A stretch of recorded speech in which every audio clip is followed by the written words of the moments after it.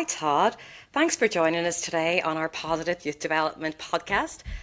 This is our first episode. You are our first guest.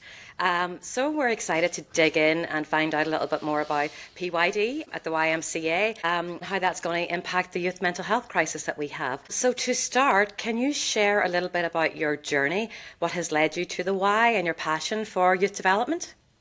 I can. It's great to be with you, Jackie.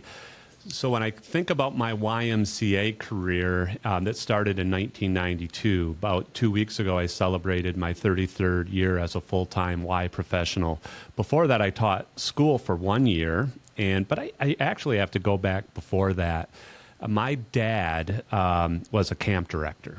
So I grew up on an overnight camp. So that just was a normal way of life. My mom was a school teacher. My sister was a school teacher. My grandma was a school teacher. So when I went to college, I thought, well, that's kind of my lot in life. I'm going to be a school teacher. And so, but the theme there, you'll see the through line is a lot of engagement with youth in a variety of different, whether it's in the classroom or the outdoor environment as my dad's camp. And I had a lot of different positions. I got paid for very few of them growing up at my dad's camp, but all related to youth. So it really became a way of informal training around youth engagement in different settings.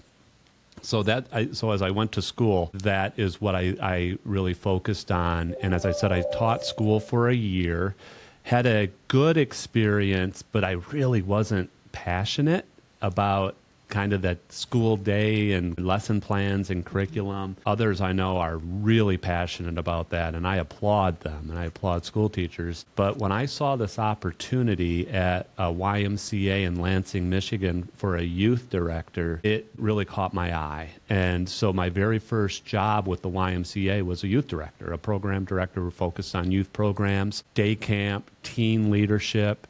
And that was the start of my Y journey to today, was really as a youth director. And I heard this saying one time, and I've really claimed it as my own, is I'm a youth director who has lost my way, because I'm still really passionate and driven by the work we do specifically with youth. That's an awesome story and resonates a little bit with me, because I applied to go and do teaching when I left school. My dad was a teacher. He taught at a community college. And I went and I did an interview and I got accepted, but just something wasn't for me. And I switched and I went into the youth and community development, where it's a little bit more flexible.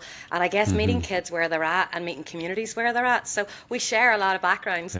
So what excites you, your role now as CEO with YMCA San Diego County, what excites you today about the work that you're doing?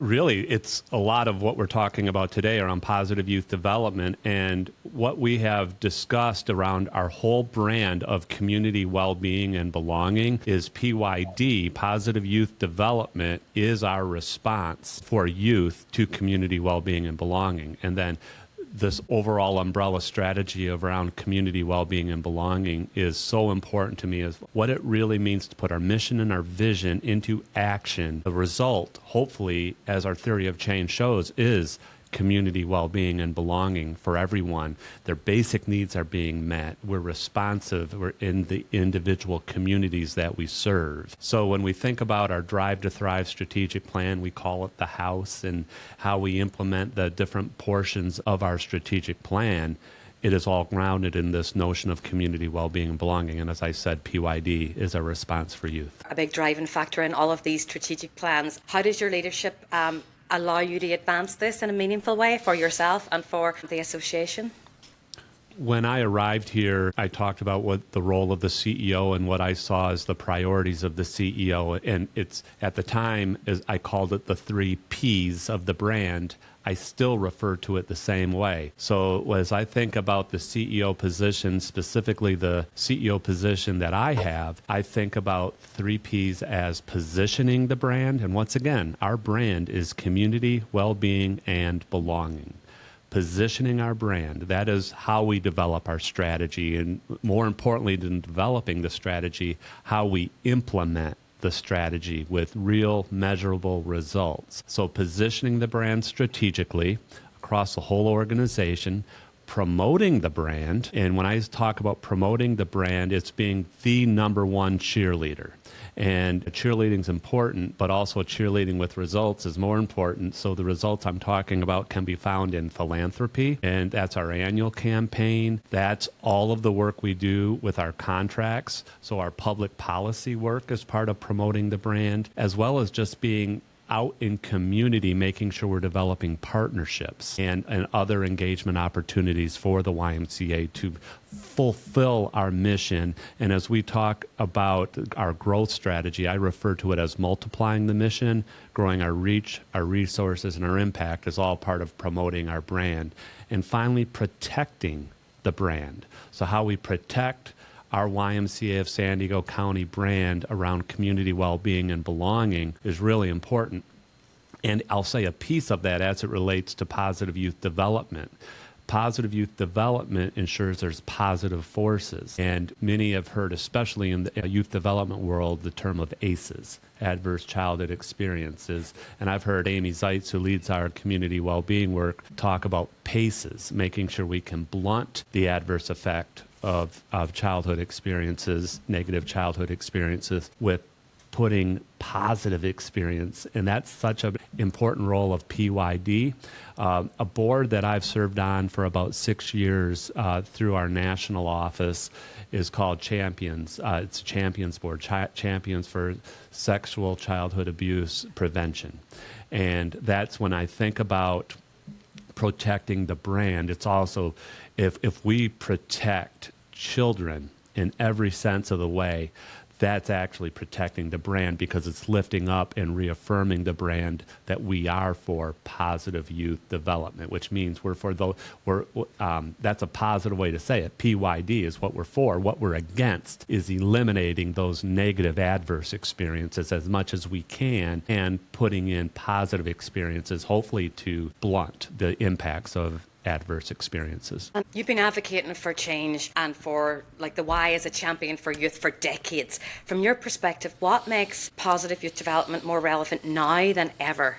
And why is it that we need to advance this now in these times? So you said right at the onset of this podcast that we're in a mental health crisis. And it's hard to believe that it's over 5 years ago that we were impacted by the onset of COVID. And what we know, those that have really been in the work for many years, there was a mental health crisis. Our former U.S. Surgeon General, Vivek Murthy, talked about that prior to COVID, the impact of mental health, and then through COVID came out with his position paper on this topic. It was exacerbated during COVID, and now we're past 5 years. And to think about the devastating impacts that it's had on the youth, and now the youth are starting to age. My youngest child, she's a 17-year-old senior in high school, so she was 12. If you think about the life opportunities that I have because of my position and the privilege that goes along with that, you would think my daughter has all the privilege and opportunity, and she has much more than many children, if I'm honest. She also has adverse childhood experiences that have impacted her. The impact of mental health and the epidemic of youth mental health is not solely related to certain zip codes. It certainly hits all zip codes. And I think that's something we have to own. And I'm really thankful for the work that's gone into our theory of change, because it is grounded. And, you know, we're refreshing it a bit. We're still committed to the essence of our theory of change. But let me just read part of it to you, if I can. Yeah. I have it here with me. We know that children and youth are facing widespread mental health challenges that affect their well-being and future potential. We know this. So if we know this, that's why we, as the YMCA of San Diego County, committed to community well-being and positive youth development being our approach for youth, we use a PYD, a positive youth development approach that strengthens mental health through supportive relationships, experiences, and environments. And, you know, here's the mic drop. So that children and youth have the emotional skills and support they need to thrive. build lasting relationships, and reach their full potential.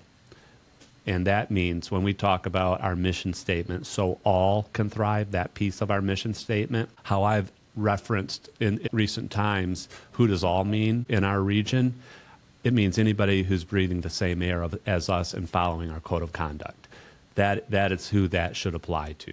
So when we know that this is a crisis in our community, and we are called to through our mission and our vision to make sure all can thrive, their basic needs are met, it's a real call to action for us. Thanks for sharing that.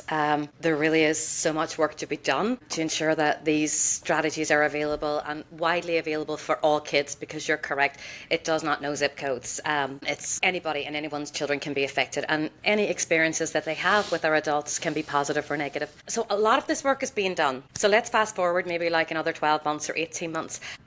Can you paint me a picture of what you think your PYD-centred YMCA will operate like, what an experience for some of the kids in the programmes might be like once we have all staff up to speed and these PYD approaches being applied intentionally with all of our staff and all of our kids?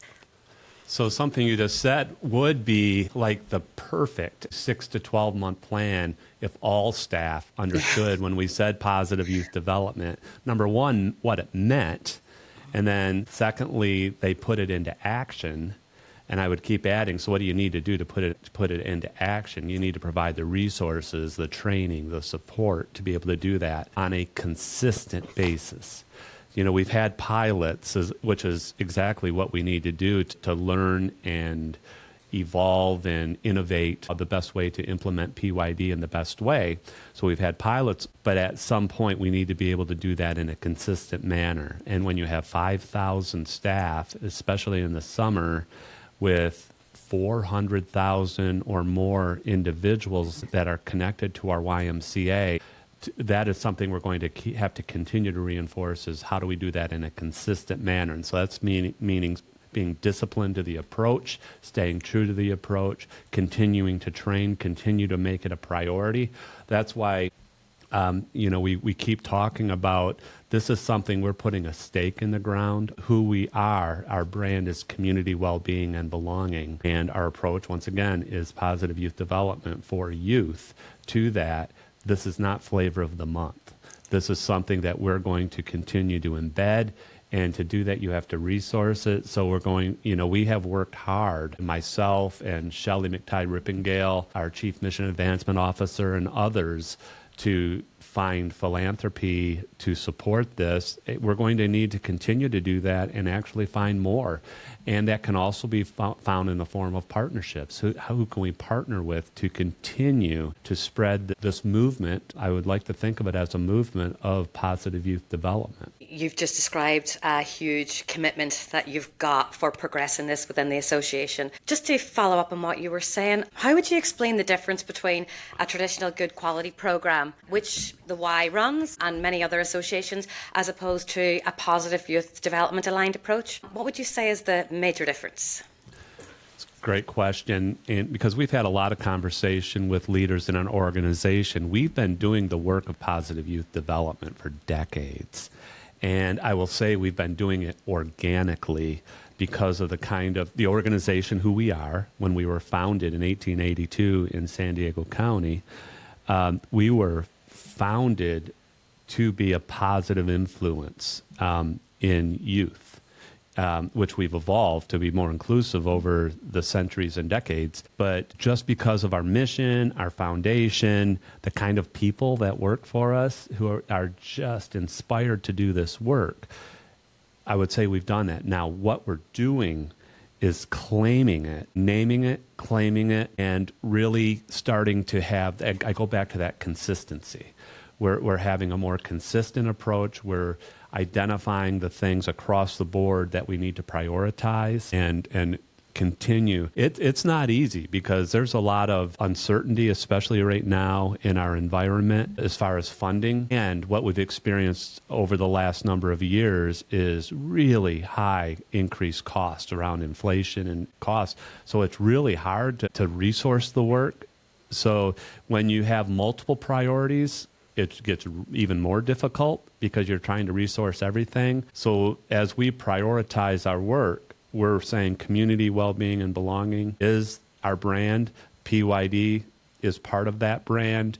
And then we prioritize our work. And things that are further down the list, it becomes a real senior level strategic conversation. Okay, if these are our priorities and we're saying this is a priority, what comes off the list? And we're going to continue to say community well-being and belonging, positive youth development, our priorities of the organization. And we're going to continue to need to evolve because how that is implemented could change. Because as you think about our strategic plan, two of the areas are organizational strength, which gets to sustainability, which being financially sustainable is a part of that, and organizational relevance. That gets to part of our definition of community well-being. It needs to be founded in what's relevant and really spoken into local communities. So we talk about freedom within the framework. Our executives and their teams and our local boards are so important as we are community responsive, organizational driven with this organizational consistency, but really community responsive. You're very passionate about this work, I can tell. Is there a moment in your story that stands out where you have saw a young person truly transformed by their YMCA experience, either in your current role or in one of your previous roles? Yeah. Oh, my goodness. There's so many. And one of the things I said earlier, I feel like I'm a youth director who lost my way. So part of that, if you're not careful, my days can be filled with a lot of meetings, a lot of spreadsheets, and I can find myself getting detached really quickly. And over the years, I've really worked hard to allow that not to happen. And one of the ways I do this is I've said there's a story behind every number.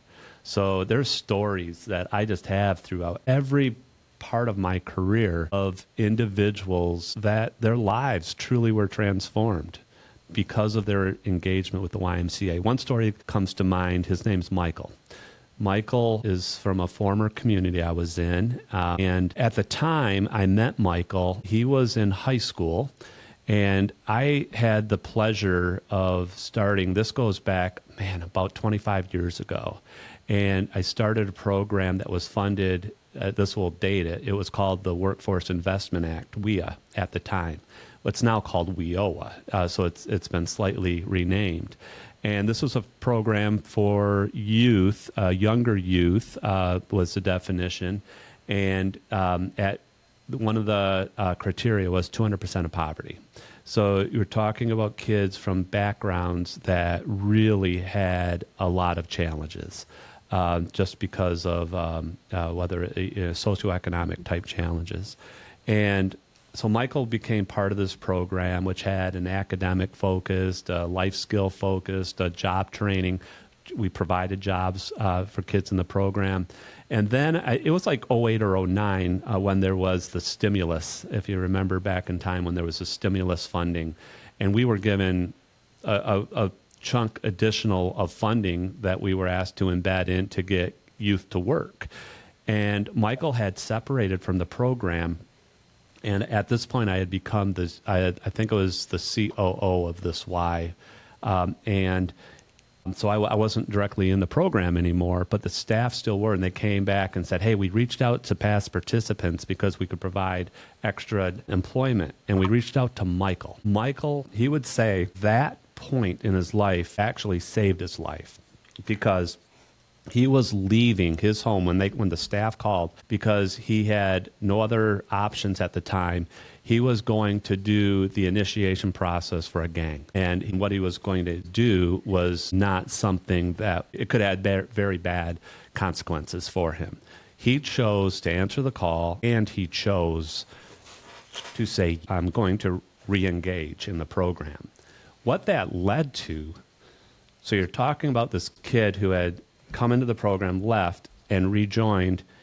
He started doing work at our association office that led to him being the receptionist for, and Michael was a big kid, just an imposing figure. So you had a very non-traditional face of the association office, because he was literally the face of, because when people would come to the association office, they saw Michael.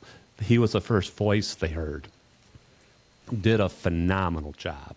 And we loved him, and we cried and also celebrated when he left. He left because he got a management position somewhere else. And throughout, once again, this is many years ago, I'm still social media friends with him. We haven't talked since I've been here in San Diego, but every once in a while, he invited me to his wedding about 5 years ago.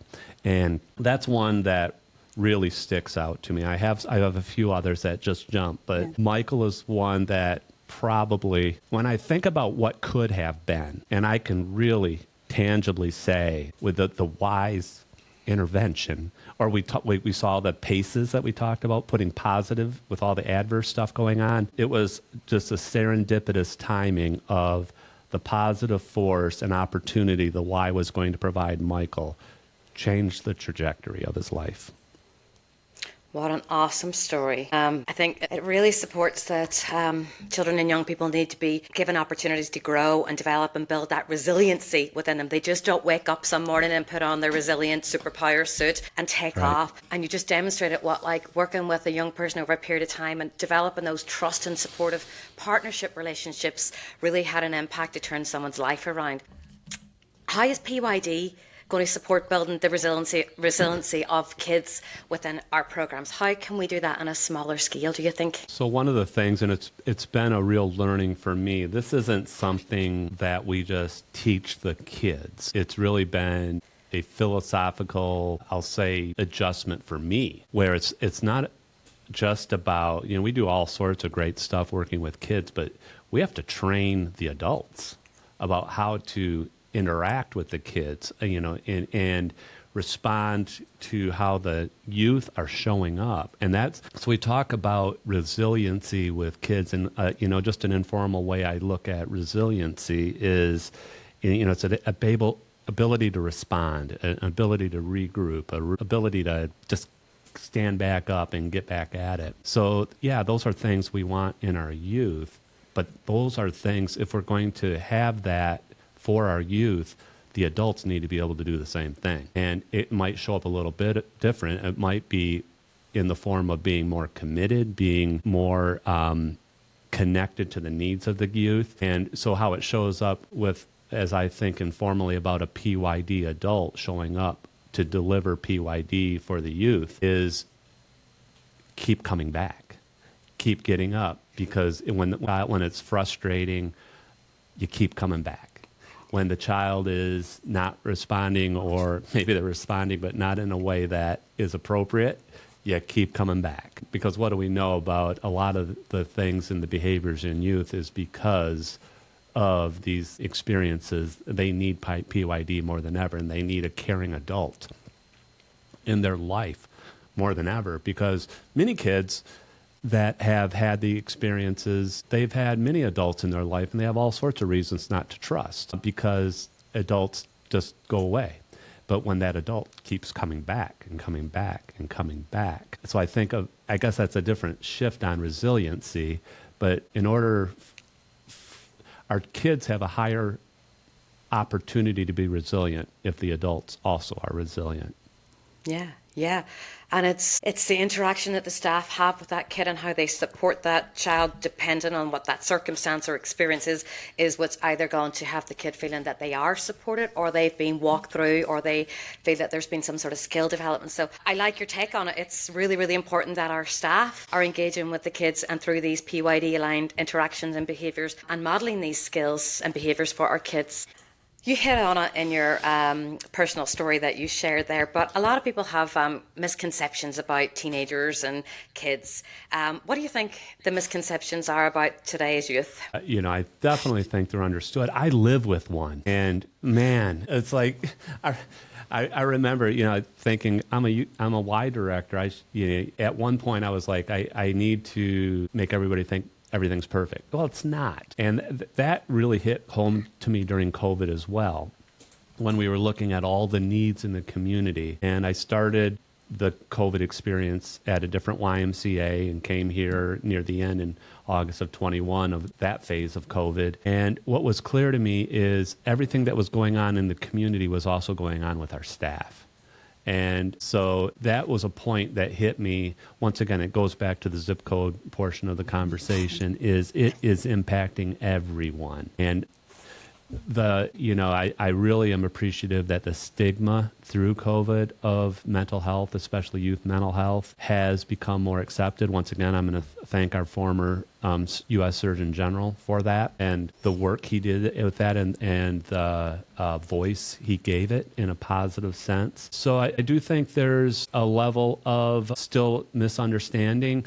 And I think even you go back in time, that isn't probably a new statement. I think the impact of technology isn't just this generation that's now been around for a number of years, but I think we really have to be aware. And it's easy to just think about technology, but the dark forces at play, the predatory forces at play around social media, I think that's something we need to continue to educate adults about, to really intervene on and protect our youth is something with technology is a big piece of that for me. And then I still think we're figuring out the impacts of COVID, whether it was kids that were in high school that missed their senior events, whether it was, then you go to the younger youth in preschool when you're going through the critical years around literacy and just the research that has been done with kids that can't read at grade level by third grade, what social implications that has on society later in life at adulthood, and kids that were forced to be in different forms of learning at those critical years. I think we're still figuring that piece out. Yes, and there's a lot of work to be done. We have lost a lot of years for many of these young people. And I think the PYD approach that you're embedding as your culture in the Y, that is also breaking down one of the biggest misconceptions. I think a lot of people think mental health happens in a therapist's office, or it has to be provided by a clinician, or it's when it's like a crisis. Young people are experiencing mental health the same way as they experience any other events through any schedule of the day or any interactions. They're constantly walking around with worries and fears and concerns and anxiety and stress responses, and they're all build up of their mental health. So I think you're playing a huge role in breaking that down within the Y, that like every child in all of our programs, we can support their mental health much better by this PYD approach. And it's not just something that happens when a kid has a crisis and it happens in a therapist office. So you're playing a huge role in that. The Y has provided lots of programs, camps, sports, after school, loads of life-changing experiences. How is the Y now, the organisation, evolving more intentionally to support these changing needs of the kids in the programs? I think the biggest way is the PYD, that we're actually taking this approach into youth because as we talked about our theory of change, and I read that component that's specifically about youth, we're identifying something that can really be, I'll call it our competitive advantage using a business term. This is a competitive advantage for the Y. When you think about some of our core programs that we offer for community, swim lessons, youth sports, camping, childcare, on, gymnastics, all the different things we do. And yes, we want to be the leader in the quality of delivering those services, but what we're going to do that maybe some other quote-unquote competitors might not do is positive youth development. And I want to include another youth program in that, and that's employment. We have about 1,000 individuals under the age of 20 that work for our organization. Incredible opportunity there to infuse PYD. Talked about my daughter, she's 17. And I'm often asked what keeps you awake at night. I'm so proud that we have roughly 1,000 people under the age of 20 that work for us. That's also one of the things that can keep me up at night.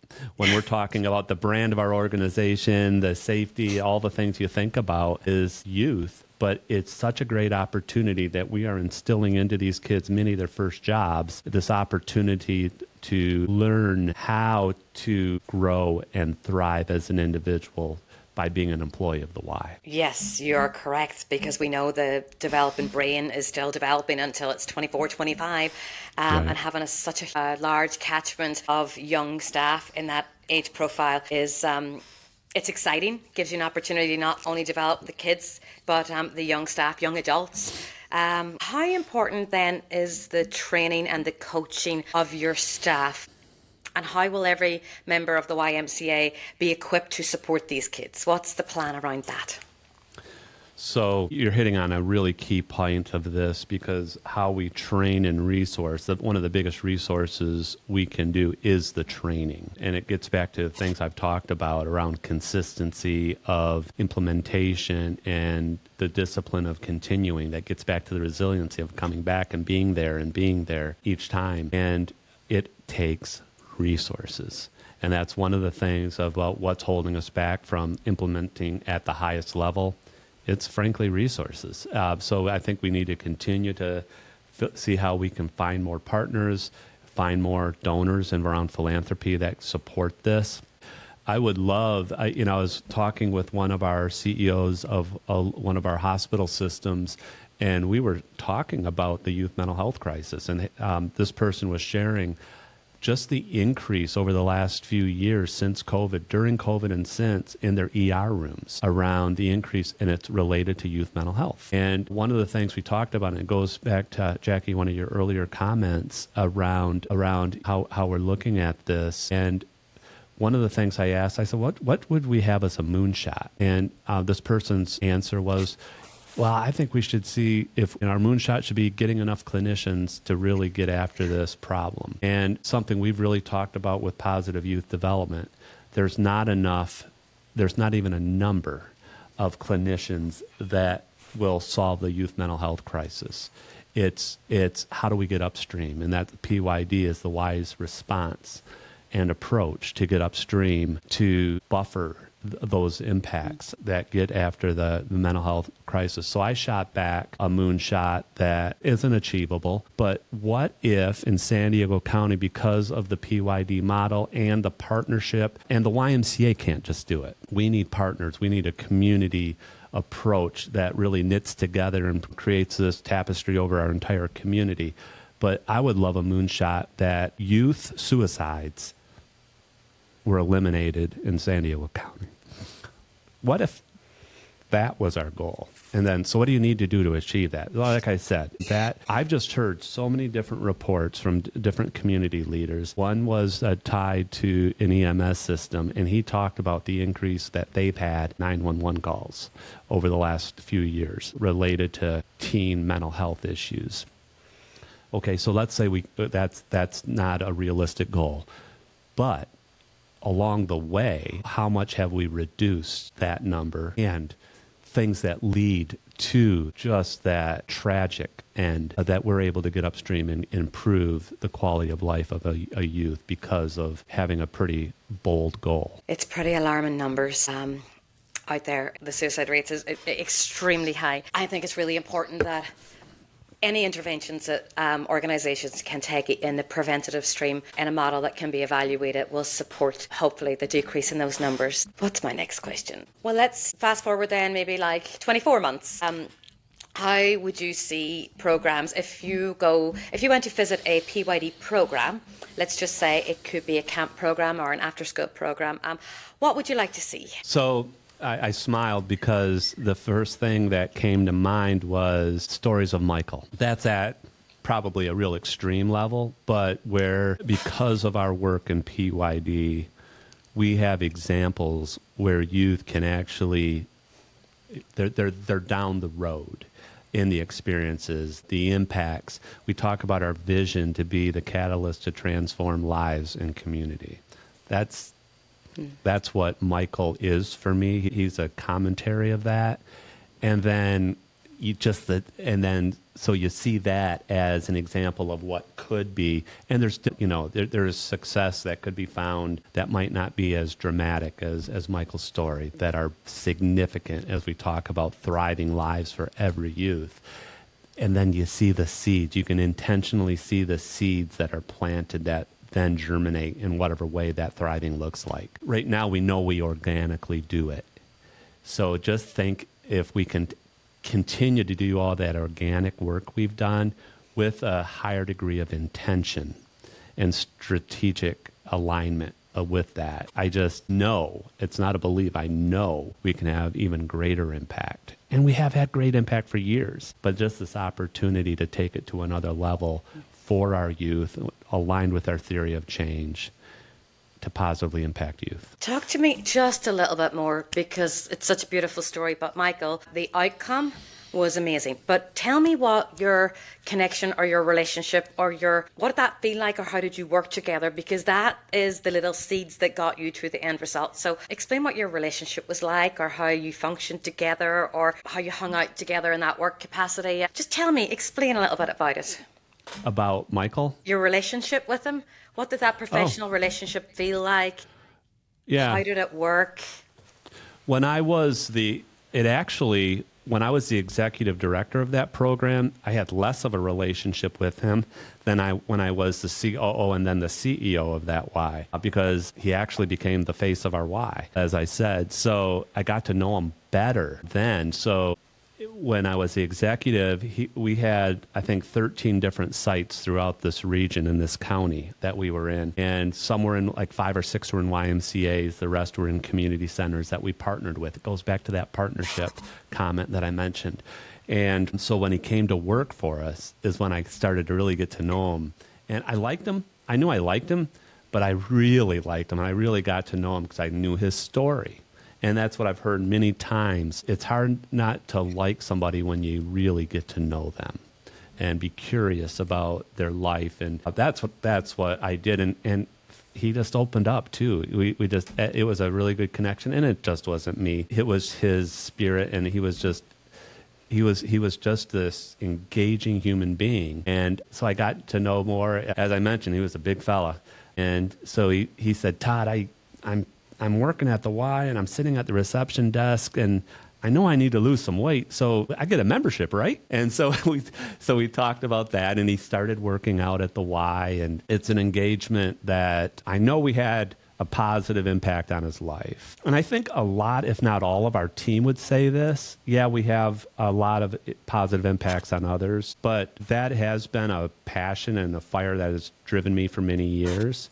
But if I'm honest, I think I've gotten as much, like from Michael, we gave him a lot. He probably gave me more. I hope he's listening and he can hear this. What you described, really, when we talk about one of the elements of the Super Six is the authentic engagement, and that's what I was kind of drilling down there to see in terms of like what that looked like or felt like, and that's what I was hearing was like it really was built in that relationship of respect, getting to know people, understanding their stories, and really working in partnership with him to figure out what he needed at that given time.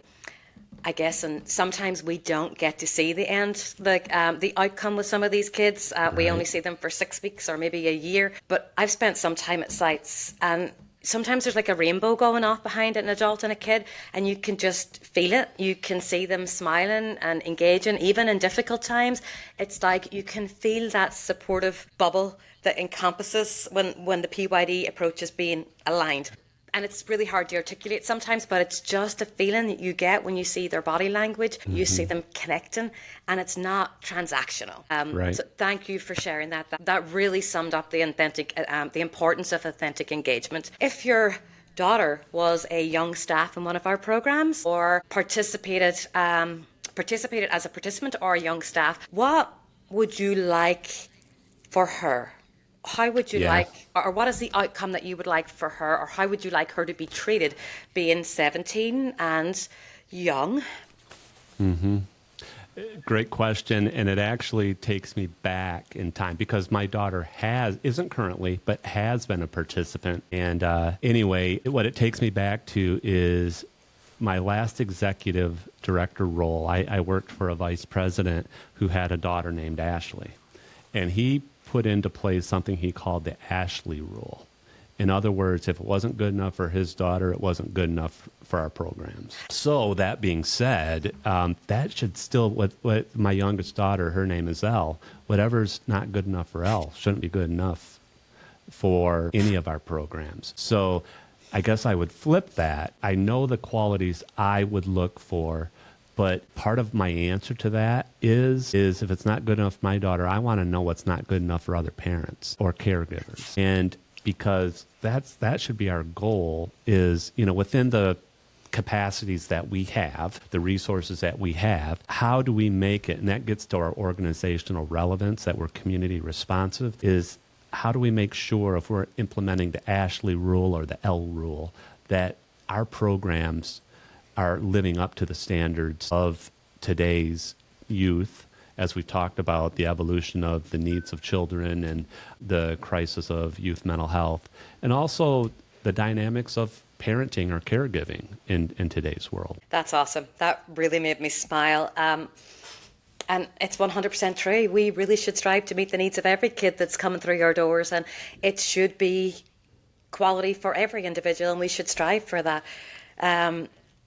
And for our young staff. It really is about a sense of, and I guess that sense of belonging, that regardless, every child or young person that comes through those doors, whether they be a young staff or any staff age, it is that sense of belonging and support that goes with that.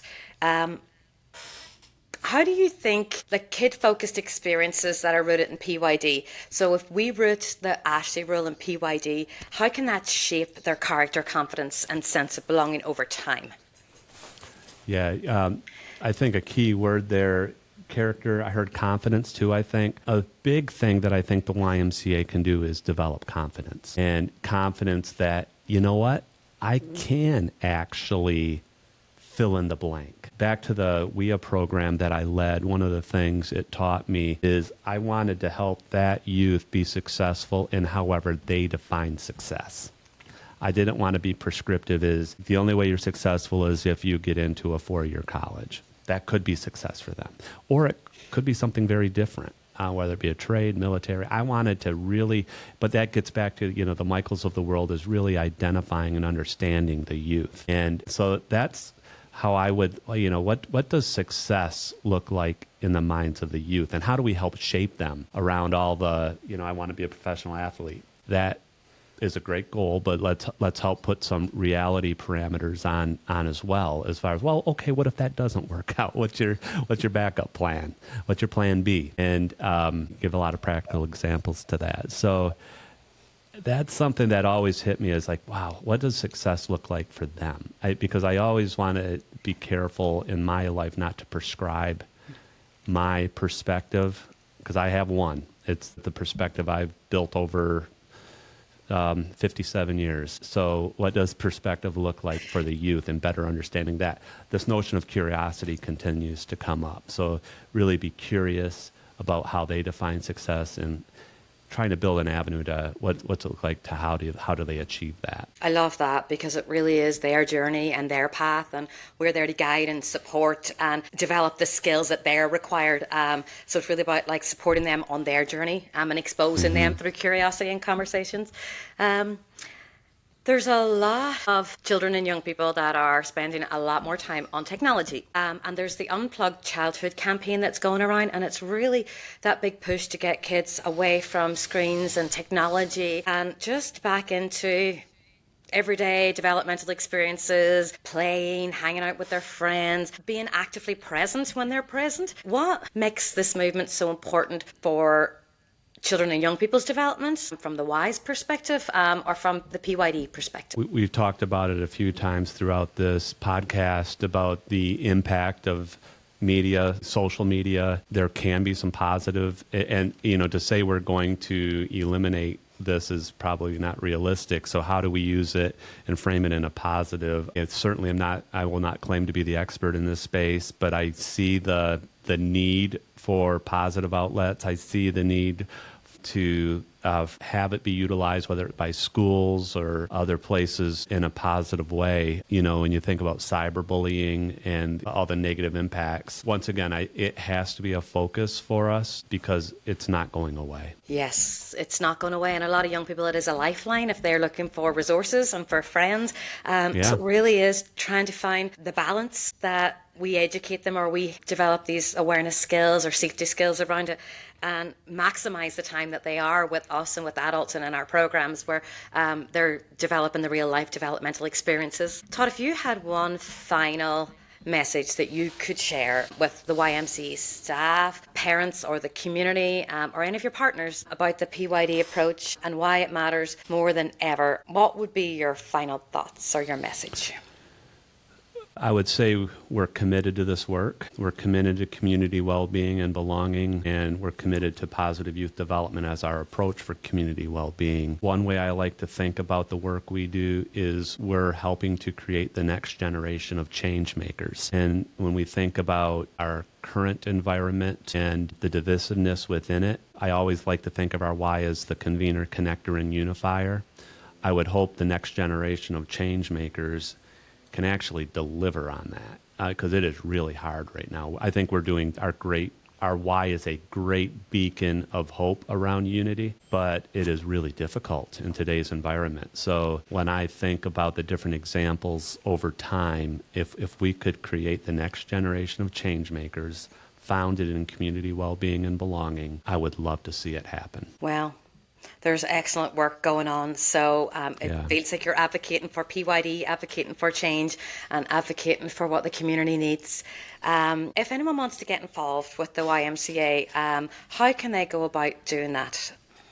Yeah, the ymcasd.org. Just go right on there, and we have some great materials for positive youth development, and I think that would be a great next step. Or go into your local location, your YMCA, your school, and get connected directly with the Y. Todd, thank you so much for this wonderful conversation. It's been a pleasure. I know you're extremely busy. We really appreciate your time, your thoughts behind PYD, and the commitment you have for advocating for PYD with our partners and with our funders and within the association. I'd love to circle back in 12, 24 months, Let's do it. have a do-over and see how things have progressed and what's next on this PYD journey. Sounds good, Jackie. I look forward to it. Thank you so much for the opportunity and all the work you and the PYD team are doing. Thank you, Todd. All right. Bye-bye. Bye-bye.